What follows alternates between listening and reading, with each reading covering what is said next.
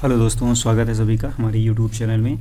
आज के इस वीडियो में हाई स्कूल बोर्ड परीक्षा 2026 के लिए विज्ञान विषय में जो रसायन विज्ञान का भाग है उसमें दीर्घ उत्तरीय प्रश्न जो 6 अंक का आता है एग्ज़ाम में, उसमें कुछ महत्वपूर्ण प्रश्नों का संकलन में यहाँ पर प्रस्तुत किया है। जिसमें जो पहला प्रश्न है ये आपका है, निम्नलिखित प्रश्न पर टिप्पणी लिखिए। इसमें 3-4 आपको जो दिख रही हैं इन पर आपको शॉर्ट नोट लिखना है। जैसे आपका द्विविस्थापन अभिक्रिया क्या है, रेडॉक्स अभिक्रिया, संक्षारण और विकृत गंधता। ये छोटे छोटे जो हेडिंग्स हैं इनके बारे में आपको लिखना है और इसमें एग्जाम्पल आपको देना है। दूसरा प्रश्न है आपका, उदासीनीकरण अभिक्रिया किसे कहते हैं, 2 उदाहरण देकर स्पष्ट कीजिए। तो उदासीनीकरण अभिक्रिया क्या है इसके बारे में आप कम से कम लिखिए। उसके बाद में कम से दो दे सकते हैं तो 2 दीजिए, और भी अगर आपको पता है तो उनको भी आप मेंशन करिए, क्योंकि यहाँ पर जो 6 मार्क्स हैं आपको ऐसे नहीं मिलेंगे। कम से कम 2 पेज तक तो आप इसको खींच कर ले जाएँ। तीसरा प्रश्न है, पीएच मान की परिभाषा लिखिए तथा पीएच का दैनिक जीवन में महत्व बताइए। इसमें आपको पीएच की परिभाषा देनी है, पीएच से संबंधित जो सूत्र होते हैं जिनसे पीएच किसी भी विलेन का हम पीएच मान निकालते हैं, और हमारे दैनिक जीवन में जो जैविक प्रक्रियाएं होती हैं हमारे शरीर में उनमें पीएच का क्या महत्व है उसके बारे में आपको इसमें लिखना है। चौथा है, अम्ल क्षार लवण को उदाहरण देकर लिखिए। आयनन सिद्धांत के आधार पर समझाइए कि HCl अम्ल क्यों है और NaOH क्षार क्यों है।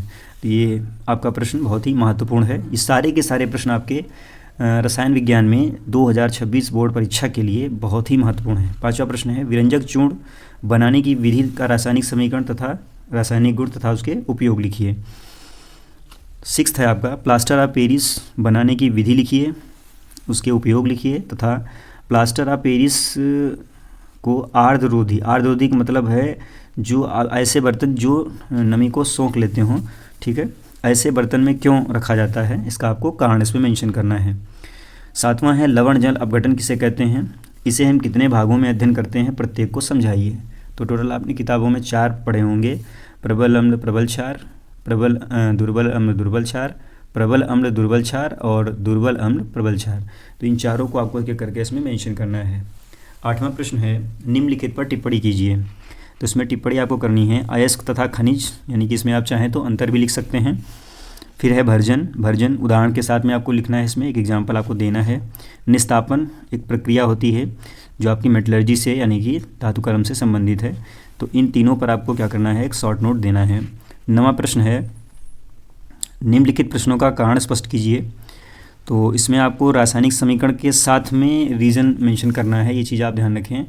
इस पेपर में जो रसायन विज्ञान का भाग आपको मिलने वाला है 2026 में, उसमें ध्यान रखें कहीं भी अगर आवश्यक है, अगर नहीं भी पूछ रहा है कि इसमें रासायनिक समीकरण लिखिए, तब भी आप उसमें जरूर मेंशन करिए, ताकि जो परीक्षक है उसको कोई कारण न मिले जिससे आपके नंबर कट जाएं। पहला इसमें है, कापड़ की छड़ को AgNO3 यानी कि सिल्वर नाइट्रेट विलेन में डालने पर विलेन का रंग नीला हो जाता है क्यों, तो इसका कारण आपको मेंशन करना है और रासायनिक समीकरण भी इसमें मेंशन करना है। दूसरा है, आयनिक यौगिकों के गलनांक तथा क्वथनांक उच्च या अधिक होते हैं क्यों। तो आपको इसमें रासायनिक समीकरण नहीं देना है, बट आपको रीजन इसमें मेंशन करना है, क्योंकि इसका कोई रासायनिक समीकरण है नहीं। 10वां है, विद्युत रासायनिक श्रेणी या धातु सक्रियता श्रेणी किसे कहते हैं, इसके अनुप्रयोग लिखिए। ठीक है, बड़ा प्रश्न है, इंपॉर्टेंट है, याद कर लीजिए इसको। 11वां है, समजातीय श्रेणी किसे कहते हैं, उदाहरण देकर लिखिए। तो आपने जो कार्बनिक रसायन पढ़ी है उसमें बहुत सारे आपको एग्जाम्पल इसमें मिलेंगे। समजातीय श्रेणी की पहले आपको परिभाषा लिखनी है, उसके बाद में फिर आपके कोई भी ऑर्गेनिक कंपाउंड आप लेकर उनकी सीरीज़ बनाकर आपको उदाहरण देकर लिखना है, इसमें समझाना है कि समजातीय श्रेणी का उपयोग क्या है और यह है क्या। 12वां है, निम्नलिखित पर टिप्पणी कीजिए। इसमें आपको यहाँ पर जो दिख रहे हैं 5 या 6, इनमें पहला है कार्बन की चतुष्फलकीय प्रकृति, इस पर आपको शॉर्ट नोट देना है। हाइड्रोजनीकरण पर आपको देखिए, कार्बन की चतुष्फलकीय प्रकृति में तो कुछ नहीं है, आपको रासायनिक समीकरण नहीं मेंशन करना है क्योंकि ये थ्योरेटिकल है टोटल, बट यहाँ हाइड्रोजनीकरण है, एस्टरीकरण है, निर्जलीकरण है, ठीक है, साबुनीकरण है। इन चारों में आपको रासायनिक समीकरण के साथ में देना है, क्योंकि यहाँ पर रासायनिक समीकरण इनमें सब में मौजूद होते हैं। और एक ये मिसेल है, ये भी आपका थ्योरेटिकल है, इसमें आपका स्ट्रक्चर बनेगा मिसेल का। तो ये आपका 12वां प्रश्न था, ये सारे आपको तैयार करने हैं। 13वां प्रश्न है, साबुन तथा अपमार्जक में अंतर बताइए। तो साबुन तथा अपमार्जक जो होता है उसमें आपको अंतर लिखना है, और साबुन की स्वच्छीकारक क्रिया, कहीं कहीं पर क्या है किताबों में निर्मलन क्रिया लिखा हुआ है, तो निर्मलन लिखें या स्वच्छीकारक लिखें या सफाई प्रक्रिया लिखें, तीनों में काम आपको उत्तर एक ही जैसा लिखना है क्योंकि तीनों का मतलब ही एक है और इसको आपको मिसेल अवधारणा के आधार पर समझाना है। 14वां प्रश्न है एथिल एल्कोहल यानी कि एथेनॉल के निर्माण की विधि लिखिए, उपयोग तथा निम्न यौगिकों के साथ में रासायनिक अभिक्रिया का समीकरण लिखिए। अब यहाँ पर अगर आप तो रासायनिक समीकरण लिखेंगे तो उसके साथ साथ उसमें थोड़ा सा थ्योरेटिकल नोट भी ऐड करें। यहाँ पर पहला है 170 डिग्री सेंटीग्रेड पर सांद्र H2SO4 यानी कि इथेनॉल की सांद्र H2SO4 के साथ में 170 डिग्री सेंटीग्रेड पर जो अभिक्रिया होगी उसका रासायनिक समीकरण आपको इसमें देना है। दूसरा है PCl5 के साथ में, ठीक है। तीसरा है HCl प्लस निर्जल ZnCl2 जिंक क्लोराइड। तो इन तीनों के साथ में रासायनिक समीकरण लिखना है और उसके बनाने की विधि तथा उपयोग लिखने हैं। 15वां प्रश्न है क्या होता है जब, अब देखिए इसमें यहाँ पर जैसे मेंशन कर दिया है इसने केवल रासायनिक समीकरण दीजिए, तो आपको इस प्रश्न में क्या है, अगर ऐसा प्रश्न मिलता है बोर्ड एग्जाम में तो आपको करना ये है कि आपको उसमें सिर्फ रासायनिक समीकरण ही देना है, ठीक है, उसके अलावा आपको कुछ नहीं देना है। तो यहाँ पर पहला प्रश्न है आपका एसिटिक अम्ल को P2O5 की उपस्थिति में गर्म करते हैं। यहाँ पर मैंने मेंशन कर दिया है ये निर्जलीकरण अभिक्रिया है, ठीक है। अगर आपको कहीं शॉर्ट नोट में निर्जलीकरण अभिक्रिया आती है तो उसमें ये वाली रासायनिक समीकरण आप लिख सकते हैं। सेकेंड है एसिटिक अम्ल सांद्र H2SO4 की उपस्थिति में हाइड्रोजोइक अम्ल यानी कि फॉर्मूला है N3H, ठीक है। कई बार क्या होता है परीक्षा में N3H लिख देते हैं, सीधे रासायनिक सूत्र लिख देते हैं और कई बार इसका रासायनिक नाम आता है, तो आपको दोनों याद रखने हैं ताकि ये रिएक्शन अगर आए तो आपसे हो जाए।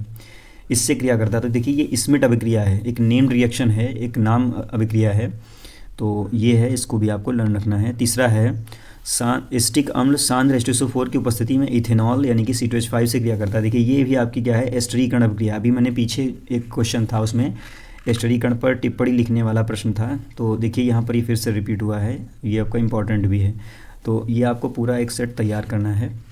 चौथा है इथेनॉल को K2Cr2O7 प्लस H2SO4 की उपस्थिति में गर्म किया था। ये आपकी ऑक्सीकरण अभिक्रिया है, ठीक है। इथेनॉल को का ऑक्सीकरण किस में होता है, आपका अम्ल में होता है, एसिटिक अम्ल में होता है या फिर कार्बोक्सिलिक अम्ल में होता है। तो ये चारों आपको इसमें लिखने हैं और इसमें केवल रासायनिक समीकरण लिखना है, उसके अलावा इसमें कोई भी शॉर्ट नोट या फिर 2-3 लाइन कुछ नहीं है ऐसे ऐड कर देते हैं, वो सब इसमें नहीं करना है। जो आपसे बोला गया है बस उतना ही आपको करना है। 5वां है बुझे हुए चूने पर Cl2 की रिएक्शन करते हैं तो इसमें विरंजक चूर्ण आपका प्राप्त होता है, तो इसमें भी केवल विरंजक चूर्ण बनाने की विधि का रासायनिक समीकरण ही आपको मेंशन करना है। छठा है जिप्सम को 373 डिग्री सेंटीग्रेड पर गर्म करते हैं। तो जिप्सम को यहाँ पर गर्म करते हैं तो आपका प्लास्टर ऑफ पेरिस निकलता है, ठीक है। यहाँ पर ये आपका रिएक्शन इंपॉर्टेंट है। अगला है लेड नाइट्रेट को गर्म करते हैं। तो देखिए लेड नाइट्रेट को गर्म करते हैं तो एक क्या होती है, ये अपघटन अभिक्रिया होती है या फिर वियोजन अभिक्रिया होती है और यहाँ पर लेड नाइट्रेट 3 आपके सरल उत्पादों में टूट जाता है। तो ये भी आपका 2026 बोर्ड परीक्षा की दृष्टिकोण से बहुत ही इम्पॉर्टेंट है। तो यहाँ पर हमने 15 प्रश्न लिए हैं जो बोर्ड एग्ज़ाम 2026 के लिए बहुत ही महत्वपूर्ण हैं। इनको आप तैयार रखें, अगर आप तैयार कर लेते हैं तो आई थिंक आप रसायन विज्ञान के विज्ञान पेपर में रसायन विज्ञान का जो भाग है उसमें जो दीर्घ उत्तरीय प्रश्न में 6 अंक का जो पूछा जाने वाला है वो आपके पक्के हो जाएंगे। धन्यवाद।